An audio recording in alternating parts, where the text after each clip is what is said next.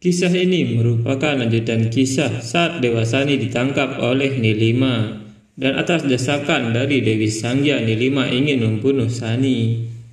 Nilima berkata, "Aku tidak tahan melihat dewa perbuatan dalam kesakitan seperti itu. Ayo ikut, biarkan aku mengurangi kesedihanmu."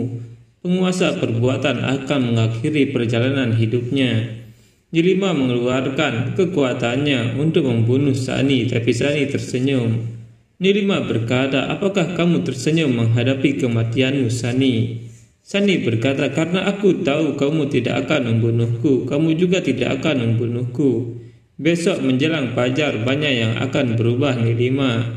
Nilima berkata, "Aku akan membunuhmu." Sani berkata, "Jika kamu akan membunuhku, kamu pasti sudah melakukannya sekarang. Tanyakan hati nuranimu, Nilima, apakah kamu benar-benar ingin membunuhku? Lalu bagaimana dengan keberadaanmu? Pikirkan, Nilima.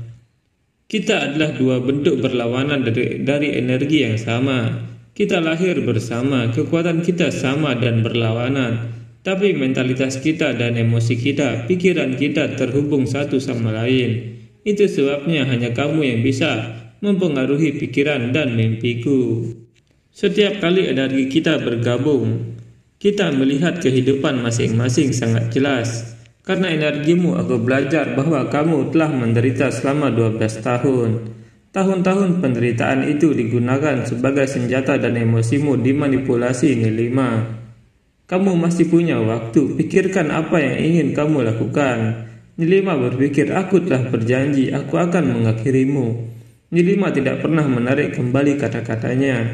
Nilima kemudian menggunakan kekuatannya. Sani menahan kekuatan itu dengan kekuatannya. Dan terjadi ledakan. Sangya berkata, "Suara apa itu?" Ini menunjukkan bahwa Nilima menepati janjinya. Sani telah dihancurkan. Aku tahu kamu tidak bisa menarik kembali kata-katamu, Nilima. Sani berkata, "Itu sebabnya dengarkan aku dengan hati-hati. Kamu telah digunakan sebagai boneka." Sangya melihat ke dalam dan berkata, "Sani, bagaimana dia masih hidup?" Sani berkata, "Jangan biarkan Dewi Sangya menggunakan kekuatanmu." Sangya berkata, "Kamu yang ingin menggunakan kekuatannya, Sani." Sangya ikut menyerang Sani dan Sani berkata, "Jika kamu mempercayai Dewi Sangya, jika kamu ingin mengakhiri kekuatan lawanmu, maju dan hancurkan aku." Sani mendorong kembali kekuatan mereka dan Nilima menghancurkan rantai Sani lalu mengurungnya di dalam gelembung air. Sani kesulitan bernapas dan dia sangat menderita di dalamnya. Hingga dia tidak sadarkan diri. Melihat itu Sangya tertawa dan berkata, "Sani akan hancur, penguasa perbuatan akan mati." Nilima berkata, "Ini adalah akhir dari balas dendamku, balas dendam kita. Aku telah memenuhi janjiku, haruskah kita pergi ke Surya Loka sekarang? Sudah waktunya bagimu untuk mengambil tempat yang selayaknya kamu dapatkan." Akhirnya Sangya bersama Nilima, Rahu dan Indra tiba di Surya Loka untuk merebut tahta Dewa Surya. Sangya berkata, "Senang melihatnya bahwa kamu tahu bagaimana tunduk pada perubahan waktu. Aku penguasa baru Surya Loka. Terima kasih semuanya dari lubuk hatiku yang paling dalam. Jika kalian semua tidak menyakitiku, hari ini aku tidak akan mencapai kebahagiaan ini. Terima kasih Jaya. Jika kamu tidak mengambil posisiku, aku tidak akan berada di posisi ini hari ini.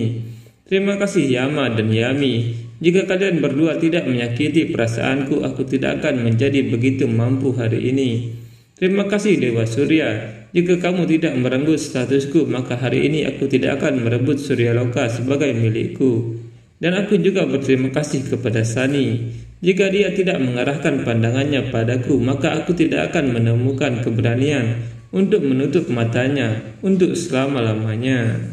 Beberapa waktu yang lalu, tepat di depanku, Sani telah menghembuskan napas terakhirnya Jaya. Jaya berkata, "Tidak, ini tidak benar. Dia telah berjanji padaku. Dia telah berjanji pada ibunya bahwa tidak ada hal buruk yang akan terjadi padanya. Jika dia tidak melakukan hal yang buruk, dia tidak bisa mengingkari janji yang diberikan kepada ibunya.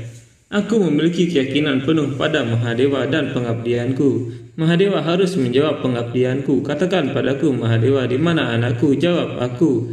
Di mana anakku? Di mana Sani?" Sangya berkata, jika berteriak akan membangkitkan orang mati, maka setiap ibu di alam semesta akan mampu membuat anaknya tetap hidup selamanya, Cahya. Sani tidak akan kembali.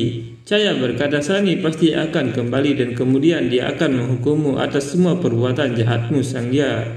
Sangya berkata, sebelum menyebut namaku, apakah kamu lupa mengucapkan nama Dewi? Tapi tidak apa-apa, kesedihan karena kehilangan putramu telah membuatmu salah dan aku bisa memaafkanmu untuk itu. Sekarang saatnya untuk kenaikan tahtaku. Aku percaya kamu akan menghormati ratu barumu dengan semua pujianmu. Jadi mari kita dengar kalian semua berteriak bersama untuk memujiku. Tapi tidak ada satupun yang memuji Sangya hingga akhirnya ada yang datang dan memuji Dewi Sangya. Semuanya terkejut melihat yang datang adalah Dewa Sani. Dia baik-baik saja. Cahya berkata, Sani anakku, aku tahu itu, aku percaya itu, kamu tidak akan mati. Sani berkata, selama kamu melindungiku dengan cinta dan kepercayaanmu, tidak ada yang bisa menyakitiku, ibu. Sangya berkata, kamu, bagaimana kamu bertahan? Aku sendiri melihatmu sekarat dalam perangkap energi itu, Sani. Ilusi macam apa ini? Sani berkata, itu bukan ilusi, Dewi Sangya. Pertempuran antara Nilima dan aku belum berakhir. Nilima berkata, Sani, apakah kamu siap untuk akhirmu? Sani berkata, coba saja. Nilima menyerang Sani dengan kekuatannya hingga tubuh Sani menjadi biru dan Sani terjatuh. Tapi tiba-tiba Sani bangkit lagi sambil tersenyum. Energi biru yang menyelimuti tubuhnya mulai menghilang. Nilima tersenyum melihatnya dan kekuatan Sani membuat tubuh Nilima dan Sani berwarna keemasan. Nilima berkata, ini sudah berakhir. Sani berkata, ya, ini sudah berakhir.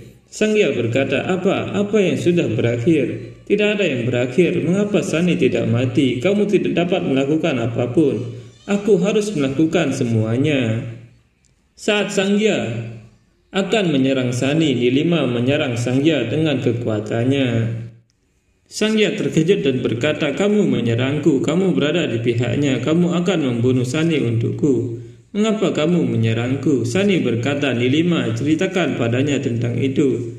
Mengapa kamu melakukan ini padanya? Nilima menceritakan apa yang terjadi ketika mereka berdua ada di penjara. Sani menunjukkan kisah hidupnya kepada Nilima dan kesalahan yang dilakukan oleh Dewi Sangya, serta alasan dendam Dewi Sangya kepada Sani.